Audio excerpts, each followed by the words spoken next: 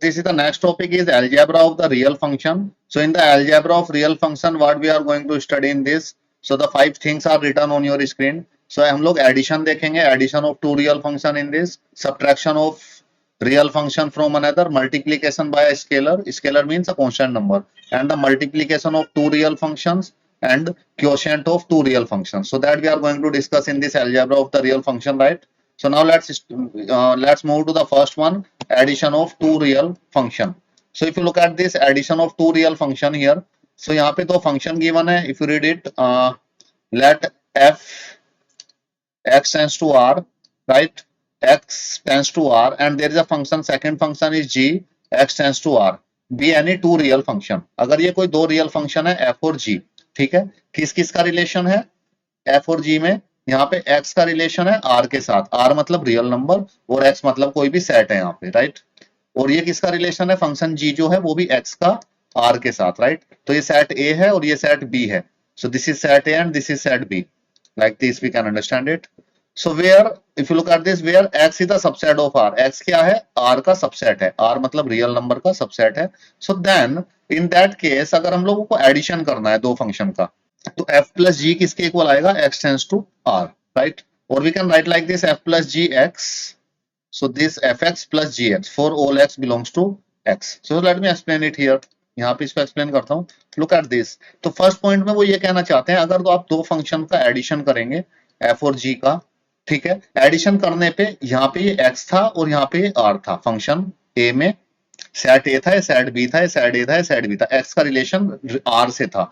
तो जो दोनों को एडिशन करके आएगा वो सेट a के अंदर x होगा और सेट b के अंदर रियल नंबर ही होंगे, जो फंक्शन f और फंक्शन g में से, राइट?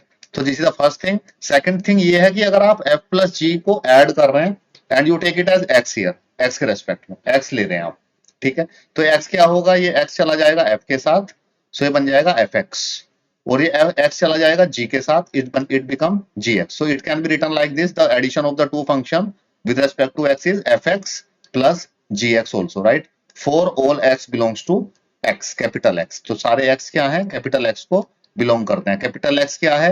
कैपिटल x है सबसेट किसका? रियल नंबर्स का, ठीक है. सेट b के अंदर कौन से एलिमेंट है? Real number. सेट a के अंदर कौन से एलिमेंट है? x के एलिमेंट है, right? I hope this thing is clear to you. Addition of two real function में ये कह रहे हैं, अगर हम लोग इसका कंक्लूजन ये है, अगर दो फंक्शन रियल फंक्शंस को ऐड करते हैं तो जो हमें ऐड करने के बाद जो एक नया फंक्शन मिलता है, that is also the real function, right? Now look at the second thing. Second thing is subtraction of a real function from another. अगर आप एक फंक्शन को दूसरे फंक्शन से सब्ट्रैक्ट करना चाहते हैं तो सेम चीज है. There is a function f, there is a function g, any two real functions हैं, x is a subset of r, then we define f minus g, x tends to r. So पहले point में ये कहना चाहते हैं, the first point they want to say that, let me explain it with an example. अगर कोई function है f, set a में x है और सेट b में r है, ठीक है.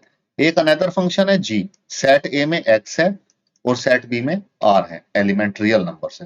तो वो ये कह रहे हैं कि अगर जो सब्ट्रैक्शन आएगा फंक्शन f माइनस g जो आएगा, उसमें जो इन दोनों में यहाँ पे x था तो उसमें भी यहाँ पे सेट a के अंदर x सेट ही रहेगा, और यहाँ पे दोनों में रियल नंबर था तो इधर सब्ट्रैक्शन में भी रियल नंबर ही आएगा.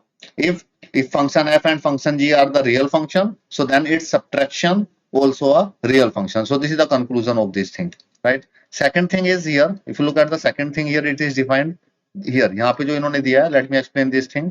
अगर आप ऐसे लिखा हुआ है f minus g x के रेस्पेक्ट में, तो आप क्या करेंगे? इसको आप सेपरेटली भी लिख सकते हैं, इस x को f के साथ, so it can be written as fx, and this x with g, so it can be written as minus gx for all x belongs to capital X, right? So this is the symbol for all. So this is the two things in the subtraction. I hope this subtraction is clear to you. Look at the third algebra here. Third algebra is multiplication by a scalar. आप किसी भी function को किसी भी scalar से multiply कर सकते हैं. So if you look at this, let f(x) tends to r be a real valued function and alpha be a scalar. Alpha एक स्केलर है, अल्फा से यहाँ पे डिनोट किया. So this is the symbol for alpha. Scalar का मतलब होता है किसी भी कांस्टेंट से, 1 से, 2 से, -1 से या -2 से अगर किसी फंक्शन को मल्टीप्लाई कर दिया, ठीक है. यहाँ पे अल्फा दे रखा है scalar.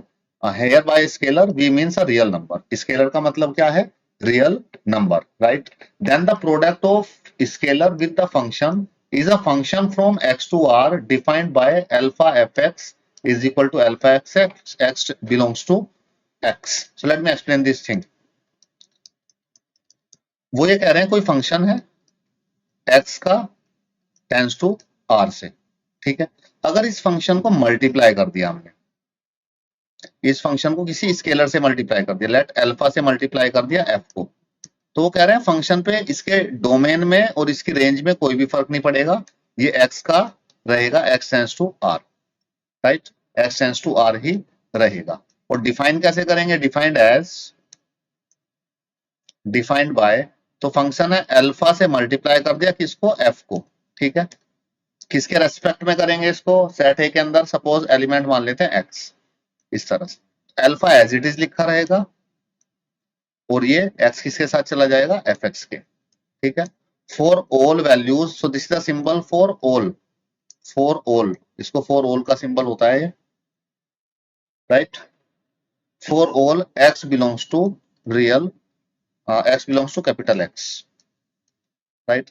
So this is the thing, this is the multiplication of a function by any scalar number, right? किसी भी स्केलर से आप किसी फंक्शन को मल्टीप्लाई करेंगे, so if a function is a real valued function, so then after the multiplication the function obtained is also a real valued function. Look at this fourth one, multiplication of two real function, अगर दो real function की multiplication करनी है, so if you read this line here, the product of two real function f x tends to r g x tends to r is a function, तो जो दोनों का product होगा वो भी एक फंक्शन ही मिलेगा, that function is f g, x tends to r, defined by, ये लिखो एफ डॉट जी एक्स, तो ये एक्स एफ के साथ भी मल्टीप्लाई हो जाएगा और जी के साथ भी, for all x tends two belongs to x. So this is also called as point wise multiplication, इसको पॉइंट वाइज मल्टीप्लीकेशन भी बोलते हैं। सो इसका कंक्लूजन ये है कि अगर कोई फंक्शन एफ है वो रियल वैल्यूड फंक्शन है और कोई फंक्शन जी है रियल वैल्यूड फंक्शन है, तो उन दोनों को जब हम लोग मल्टीप्लाई करेंगे, प्रोडक्ट करेंगे, तो हमें मिलेगा F dot G, and that is also the real valued function, right? And one thing here they want to explain is that अगर कोई फंक्शन f है, इसमें x है सेट a के अंदर और यहाँ पे रियल नंबर्स हैं सेट b के, और फंक्शन g है, यहाँ पे x है सेट a के अंदर और यहाँ पे रियल वैल्यूड फंक्शन है, तो जो इन दोनों का प्रोडक्ट होगा f डॉट g, उसमें क्या होगा? उसमें यहाँ पे सेट a के अंदर x होगा और सेट b के अंदर रियल वैल्यूड फंक्शन होंगे। So they want to explain this thing and this is the first thing. और सेकंड, इसमें इन लाइंस में, अबाव लाइंस में बताना चाहते हैं, अगर f डॉट g है और आप x के रेस्पेक्ट में कर रहे हैं, तो it can be written as this, x can be written separately with f और विद g, x को सेपरेटली f के साथ भी रख सकते हैं एंड g के साथ। सो this is the thing, so this is they want to explain in this in the above lines, right? I hope this thing is clear. Now let's move to the next point. Look at this fifth point. This is the fifth point, quotient of two real function. अगर एक real function को दूसरे real function से divide कर देते हैं, तो जो हमें जो डिवाइड करने के बाद एक नया फंक्शन मिलता है, वो भी एक रियल वैल्यूड फंक्शन ही होता है।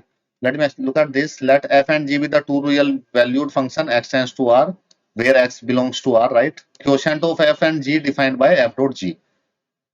f upon g is a function defined by, कैसे डिफाइन करेंगे? f upon g, x can be written as fx, इसको लिख सकते हैं fx upon gx, provided gx 0 के इक्वल नहीं होना चाहिए।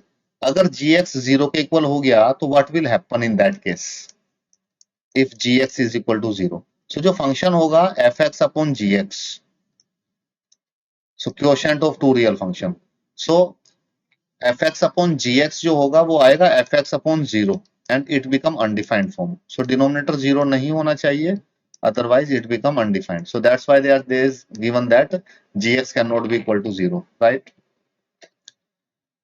So I hope these things are clear to you. That is the algebra of the functions.